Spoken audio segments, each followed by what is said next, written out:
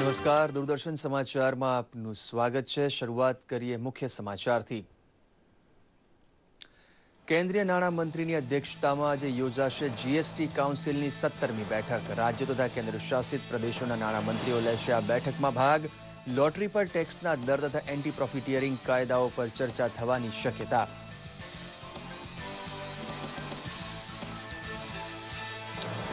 Narmada control ઓથોરિટીની લીલી ઝંડીના પગલે નર્મદા મૈયાની પૂજા કર્યા બાદ મુખ્યમંત્રી વિજય રૂપાણીએ સરદાર સરોવર ડેમના 30 દરવાજા કર્યા બંધ। 40% વધુ વીજ ઉત્પાદન સાથે 6 લાખ હેક્ટર જમીનને સિંચાઈનું પાણી મળશે। બંધ દરવાજા સાથે વિકાસના દ્વાર ખુલ્યા હોવાનું જણાવતા મુખ્યમંત્રી વિજય રૂપાણી। આંતરરાષ્ટ્રીય યોગ દિવસને અનુલક્ષીને અમદાવાદમાં જીએમડીસી ગ્રાઉન્ડ ખાતે આજથી શરૂ થઈ યોગ શિબિર। યોગ ગુરુ બાબા રામદેવે કરાવ્યો પ્રારંભ। વિશાળ જનમેદનીએ કર્યો યોગાભ્યાસ।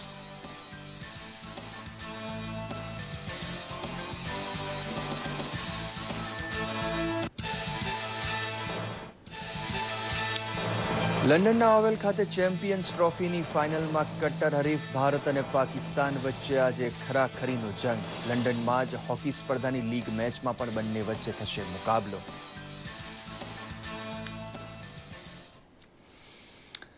જોઈએ સમાચાર વિગતવાર। વસ્તુ અને સેવા કર એટલે કે જીએસટી પરિષદની 17મી બેઠક આજે દિલ્હીમાં યોજાશે। કેન્દ્રીય નાણામંત્રી અરુણ જેટલીની અધ્યક્ષતામાં આ બેઠક યોજાશે। બેઠકમાં વિવિધ રાજ્યો તથા કેન્દ્રશાસિત પ્રદેશોના નાણામંત્રીઓ ભાગ લેશે। બેઠકમાં લોટરી પર ટેક્સના દર કેટલા હશે તથા અન્ય નાના ઉદ્યોગો પર નફો તથા વેરાના માળખા વિશે ચર્ચા થશે।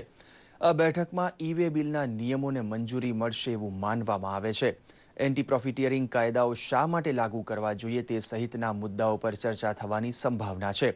આજે યોજાનારી બેઠકમાં સામાન્ય નાગરિક કે જે હજુ પણ જીએસટી વિશે અજાણ છે અથવા તેનામાં ગેરસમજ છે તે દૂર કરવા માટેના પ્રયાસો અંગે પણ ચર્ચા થશે।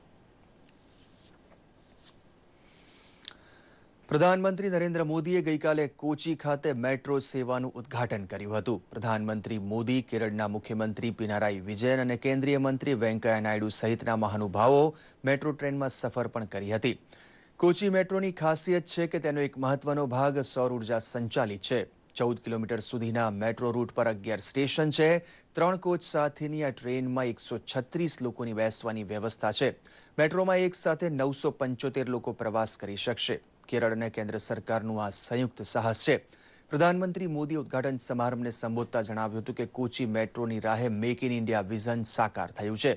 સાથે જ પ્રધાનમંત્રી મોદીએ કોચીમાં પીએમ પાનીકર નેશનલ રીડિંગ ડેનું ઉદ્ઘાટન કરતા જણાવ્યું હતું કે ભેટ આપતી વખતે ફૂલોના બુકેને બદલે બુક આપવાનું વલણ અપનાવો। તેમણે ડિજિટલ સાક્ષરતાને સમયની માંગ લેખાવી હતી।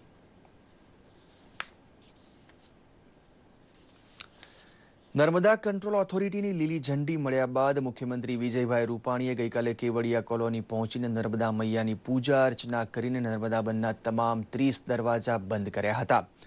દરવાજા બંધ કરવાથી ચોમાસામાં 138 મીટર સુધી પાણીનો સંગ્રહ થશે અને રાજ્યની સમૃદ્ધિના દ્વાર ખુલી જશે।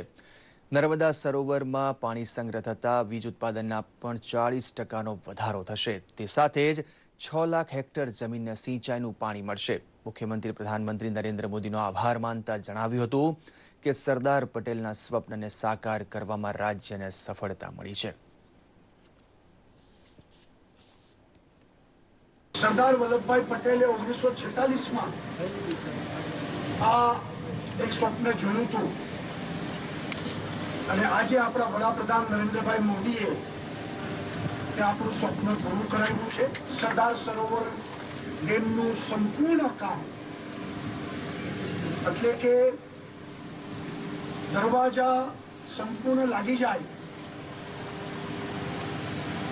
સાથે સાથે બંધની સંપૂર્ણ ઊંચાઈ પૂરી થાય અને અત્યારે છે એનાથી વધુ લગભગ થોડા 4 ગણું પાણી અહીંયા સમાય અને ગુજરાતના છેવાડાના ઉત્તર ગુજરાત, કચ્છ, સૌરાષ્ટ્ર, મધ્ય ગુજરાત છેવાડાના લોકોને સિંચાઈ, પીવા બધા માટે પાણી મળે એ સ્વપ્ન આજે સાકાર થયું છે। આદિવાસી સમાજ સ્વ અધિકાર દ્વારા સ્વ સશક્તિકરણ કરી શકે તે માટેની જાગૃતિ લાવવા મુખ્યમંત્રીની ઉપસ્થિતિમાં પૈસા 2017નો સમારંભ આયોજિત કરવામાં આવ્યો હતો. મહાત્મા મંદિર ખાતે યોજાયેલા સંમેલનમાં આદિજાતિ સમાજને મળતા વિશેષ અધિકારો માટે સરપંચ તેમજ ઉપસરપંચોને માર્ગદર્શન આપવામાં આવ્યું હતું. આ પ્રસંગે મુખ્યમંત્રી વિજય રૂપાણીએ પૈસા 2017માં સમાવિષ્ટ 50 તાલુકાના 4503 ગામોના 2678 ગ્રામ પંચાયતનું પ્રતિનિધિત્વ કરી રહેલા આદિવાસી તેમજ બિન આદિવાસી પંચાયત પ્રમુખ તેમજ સેવકોને ગૌણ વન પેદાશના વિસ્તરણ અને વિતરણ વ્યવસ્થા દ્વારા વિકાસમાં ફાળો આપવાની હાકલ કરી હતી. મુખ્યમંત્રીએ ગ્રામીણ વિસ્તારોમાં દરેક ઘરમાં નળ દ્વારા પાણી પહોંચાડીને હેન્ડપંપ મુક્ત ગુજરાત બનાવવાની નેમ પણ વ્યક્ત કરી હતી. મોરબી ખાતે સબકા સાથ સબકા વિકાસ સંમેલન યોજાયું હતું.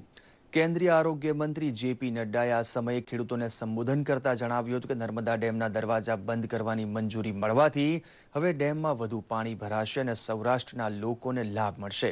તેમણે ખેડૂતોને પ્રધાનમંત્રી ફસલ વીમા યોજના તથા પ્રધાનમંત્રી સિંચાઈ યોજનાનો લાભ લેવાનો અનુરોધ કર્યો હતો. પ્રધાનમંત્રી ઉજ્જવલા યોજના હેઠળ લાભાર્થી મહિલાઓને એલપીજી ગેસ કીટનું પણ વિતરણ કરાયું હતું. સામાન્ય જનનો વિકાસ થયો છે. પ્રત્યેક જનને મોદી સરકારની સિદ્ધિઓની જાણકારી આપવા માટે સૌનો સાથ સૌનો વિકાસ નામે રાજ્યભરમાં વિકાસ સંમેલનો યોજાઈ રહ્યા છે. સંમેલનમાં સાંસદ મોહનભાઈ કુંડારિયા, ધારાસભ્ય કાંતિભાઈ અમૃતિયા સહિતના મહાનુભાવો ઉપસ્થિત રહ્યા હતા.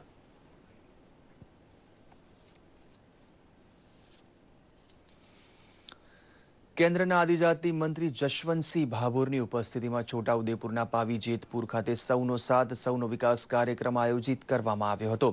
જેમાં કેન્દ્ર સરકારે અમલમાં મૂકેલી વિવિધ લાભદાયી યોજનાઓ અંગેની માહિતી આપવામાં આવી હતી. આ કાર્યક્રમમાં બોલતા જશવંતસિંહ ભાભોરે વનવાસીઓ તથા આદિવાસીઓ માટેના ઉત્થાન માટે કેન્દ્ર સરકારે જે પ્રયત્નો હાથ ધર્યા છે તે અંગેની વિગતવાર માહિતી આપી હતી અને જણાવ્યું હતું કે કેન્દ્રની મોદી સરકારે અંતરિયાળ વિસ્તારમાં રહેતા લોકોના વિકાસ માટે જે પ્રયત્નો કર્યા છે તે આજ સુધી કોઈ સરકારે નથી કર્યા. આ કાર્યક્રમમાં આદિવાસી મહિલાઓને ઉજ્જવલા યોજના અંતર્ગત એલપીજી ગેસની કીટનું વિતરણ કરવામાં આવ્યું હતું.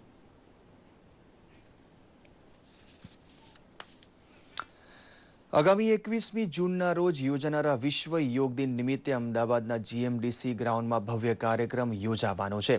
પતંજલિ સંસ્થાના સહયોગથી યોજનારા કાર્યક્રમમાં ભાગ લેવા માટે મુખ્ય સચિવ ડોક્ટર જે.એન. સિંઘે નાગરિકોને અનુરોધ કર્યો છે. જૂના સચિવાલયમાં સામાન્ય વહીવટ વિભાગની કલ્યાણ શાખા દ્વારા સંચાલિત નવીન યોગ રૂમનું ઉદ્ઘાટન મુખ્ય સચિવે કર્યું હતું. આ પ્રસંગે તેમણે જણાવ્યું હતું કે વિશ્વ યોગ દિન આ વર્ષે અમદાવાદમાં યોજાઈ રહ્યો છે. યોગ ગુરુ બાબા રામદેવ હાજર રહી યોગ કરાવી રહ્યા છે, ત્યારે માત્ર શારીરિક જ નહીં માનસિક આરોગ્ય પણ સચવાઈ રહે તે હેતુથી સામાન્ય જનને આ કાર્યક્રમમાં ભાગ લેવો જોઈએ. પ્રત્યેક કુટુંબની આધારશિલા સમાન મહિલાઓને પોતાના માટે થોડો સમય ફાળવી પોતાના આરોગ્ય તરફ થોડું ધ્યાન આપવા માટે પણ તેમણે અપીલ કરી હતી.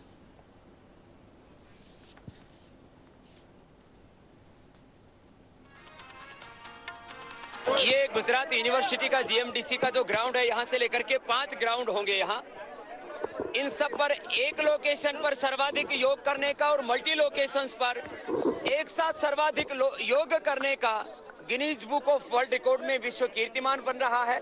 और इसके साथ साथ करीब 5000 बार सूर्य नमस्कार करने का, 6000 बार पुशअप करने का और 3 घंटा शीर्षासन भाइयों के द्वारा और बहनों के द्वारा 1 घंटे से अधिक का शीर्षासन का भी वर्ल्ड रिकॉर्ड यहाँ से बनने जा रहा है. 51 घंटे का योग मैराथन का भी वर्ल्ड रिकॉर्ड बनने जा रहा है. तो ये विश्व कीर्तिमान का बहुत बड़ा उत्सव है. इन 3 दिनों तक सभी लोग यहाँ पर आए. મને રામદેવ સ્વામી રામદેવની પ્રેરણાથી આ બધું કરું છું. મારા આખા કુટુંબને એ તરફ મેં વાળેલા છે અને મારું કુટુંબ પણ યોગાભ્યાસ કરે છે. અને આ યોગ એવી એક વસ્તુ છે કે જે દવા વગર રોગ ભગાડી શકે છે. સરકાર જ્યારે સરકારી હોસ્પિટલો આયુર્વેદિક હોમિયોપેથિક બનાવીને અનેક પ્રયત્ન કરતી હોય ત્યારે સરકારને પણ એક રિક્વેસ્ટ છે કે પોતાના સ્કૂલ એજ્યુકેશનમાં એક આવી રીતના યોગનો કમ્પલસરી સબ્જેક્ટ કરી બાળકોનું ભવિષ્ય સુધારે અને દેશને યોગથી આગળ વધારી એક અલગ પહેચાન દેશમાં આપે. ધન્યવાદ. અહીંયા ખૂબ જ સારું આયોજન છે અને ભારત સરકાર તરફથી અને ગુજરાત સરકાર તરફથી આ જે આયોજન થયું છે આરોગ્યની સુખાકારી માટે એ ખૂબ જ સુંદર આયોજન છે. આજે ઓછામાં ઓછા 1 લાખથી પણ વધારે માણસો અહીંયા હાજર હશે અને બહુ જ સુંદર વ્યવસ્થા છે. અને આવા આયોજન પરમેનન્ટ થતા રહે એવી મારી શુભેચ્છાઓ.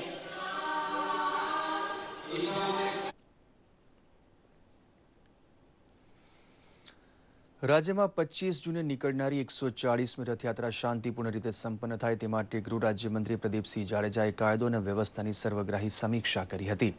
ક્રાઇમ બ્રાન્ચ ખાતે હાથ ધરાયેલી સમીક્ષા દરમિયાન ગૃહ રાજ્યમંત્રીએ રથયાત્રાના સમગ્ર રૂટ પરની તૈયારીઓનું તલસ્પર્શી નિરીક્ષણ કર્યું હતું. તેમણે જણાવ્યું હતું કે રથયાત્રાનો રૂટ 26 ભાગમાં વહેંચવામાં આવ્યો છે તથા સુરક્ષા માટે 29 પેરામિલિટરી ફોર્સ અને એક NSG કમાન્ડોની ટુકડી સહિત 20,000 પોલીસ કર્મીઓ ખડેપગે રહેશે. ગૃહ રાજ્યમંત્રીએ ઉમેર્યું હતું કે દેશના અને રાજ્યના શ્રદ્ધાળુઓ માટે આસ્થાનું કેન્દ્ર બનેલી રથયાત્રા શાંતિપૂર્ણ રીતે સંપન્ન થાય તે માટે મુખ્યમંત્રી વિજયભાઈ રૂપાણીના માર્ગદર્શન હેઠળ ગૃહ વિભાગ સજ્જ છે. પોલીસ કમિશનરથી પોલીસ કોન્સ્ટેબલ સુધી લગભગ 20,000 કરતા વધારે પોલીસ કર્મીઓ આ બંદોબસ્તની અંદર જોડાયેલા છે. સમગ્ર શહેર ઉપરાંત સમગ્ર રાજ્યભરમાંથી આ પરંપરાગત રથયાત્રાના દર્શન કરવા મોટી સંખ્યામાં લોકો આવે છે. ત્યારે આખા શહેરના તમામ પોલીસ સ્ટેશનની અંદર શાંતિ સમિતિની મિટિંગો પૂર્ણ થઈ છે. ચોમાસામાં જળસંચય કરવાની સમજ દરેકમાં વિકસે તેવા ઉમદા હેતુથી નાબાર્ડ પર ડ્રોપ મોર ક્રોપ હેઠળ જળસંચય કરવાનું અભિયાન શરૂ કરવામાં આવ્યું હતું. જે અંતર્ગત નાબાર્ડ અને ધરતી ટ્રસ્ટ વિકાસ તેમજ અમદાવાદ જિલ્લાના NGO દ્વારા 500 ગામોમાં 40 જેટલા જલદૂતો દ્વારા પાણી બચાવવાનું અભિયાન શરૂ કરી દરેક ગામમાં જઈ લોકોમાં સમજ કેળવી જળસંચય માટે પ્રતિજ્ઞા લેવડાવી હતી. સાણંદ તાલુકાના ડરણ ગામે આ જળસંચય અભિયાનનો સમાપન સમારંભ યોજાયો હતો. આ પ્રસંગે નાબાર્ડના અધિકારી બી નાગેશ્વર રાવે જણાવ્યું હતું કે 2 મહિનાથી ચાલતા અભિયાન થકી અમદાવાદ જિલ્લાના 500 જેટલા ગામોમાં જઈ લોકોને માહિતગાર કરાયા હતા.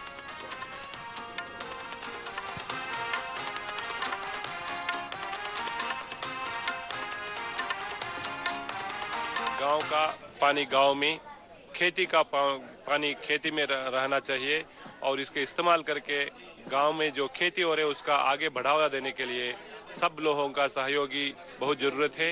बहुत हमें आनंद हुआ कि हमने गांव-गांव तक ये मैसेज फैलाया कि पानी का कैसे बचाव हो सकता है, पानी का क्या महत्व है. जिस तरह हम स्मार्ट कार्ड और स्मार्ट मोबाइल यूज करते हैं तो पानी का भी एक स्मार्ट यूज करना है. પાણીનો પરસ્ય અમે ગામનું પાણી ગામમાં સમજ્યું, શામનું પાણી શામમાં સંઘર્ષ્યું, વરસાદનું પાણી ગૌશાળામાં સંઘર્ષ્યું. 40 જેટલા જળદૂતો સાથે મળી અને 500 જેટલા અમે કાર્યક્રમો કર્યા છે અત્યાર સુધીમાં. ત્યાં નાબાર્ડ બેંક દ્વારા અમને જળદૂત બધા જળદૂતોના પાણી બચાવ ઝુંબેશ ઉપર કાર્યક્રમો કરવા માટે સારી એવી ટ્રેનિંગ પણ આપેલી છે. દેશના યુવાનો તથા મહિલાઓ રોજગાર મેળવીને પગભર થાય તે માટે શરૂ કરવામાં આવેલી પ્રધાનમંત્રી રોજગાર યોજના ઘણી કારગત નીવડી છે અને લાભ બહોળા વર્ગ સુધી પહોંચ્યા છે.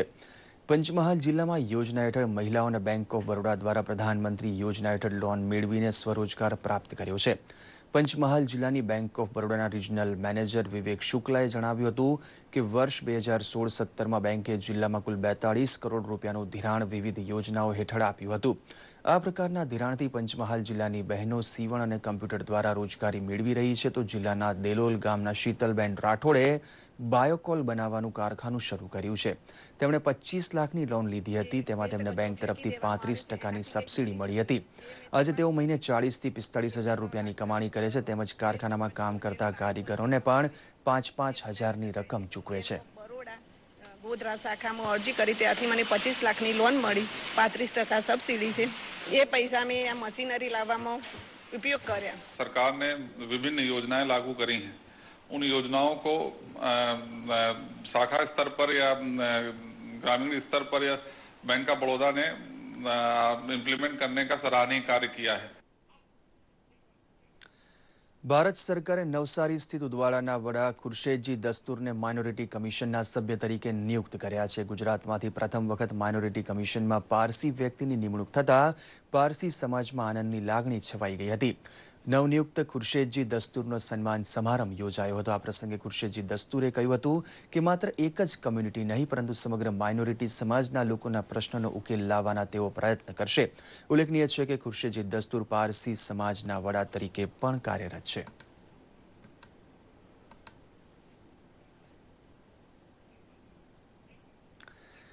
લંડનમાં ઓવલ ખાતે આજે બે પરંપરાગત કટ્ટર હરીફ ટીમો ભારત અને પાકિસ્તાન વચ્ચે આઈસીસી ચેમ્પિયન્સ ટ્રોફીની ફાઇનલનો જંગ ખેલાશે. વિરાટ કોહલીના નેતૃત્વ હેઠળની ટીમ ઇન્ડિયા ચેમ્પિયન્સ ટ્રોફીનો તાજ જાળવી રાખવા માટે પ્રબળ દાવેદાર છે. ભારત આ સ્પર્ધામાં ચોથી વખત ફાઇનલમાં પહોંચ્યું છે, જ્યારે પાકિસ્તાને પહેલી વખત ફાઇનલમાં સ્થાન મેળવ્યું છે. સુકાની કોહલીએ જણાવ્યું હતું કે બંને ટીમોના ખેલાડીઓ પોતાની ટીમને વિજયી બનાવવા બરણિયા પ્રયાસ કરશે, તેથી આ મુકાબલો ખરાખરીનો બની રહેશે. દરમિયાન લંડનમાં જ ક્રિકેટ ઉપરાંત હોકીમાં પણ બંને કટ્ટર હરીફ ટીમો વચ્ચે આજે મુકાબલો થશે. ઇંગ્લેન્ડમાં ચાલી રહેલી વર્લ્ડ હોકી લીગ સેમીફાઇનલની ગ્રુપ મેચમાં ભારત અને પાકિસ્તાન સામસામે ટકરાશે. તો આ સાથે જ આ બુલેટિન સમાપ્ત કરીએ છીએ. નમસ્કાર.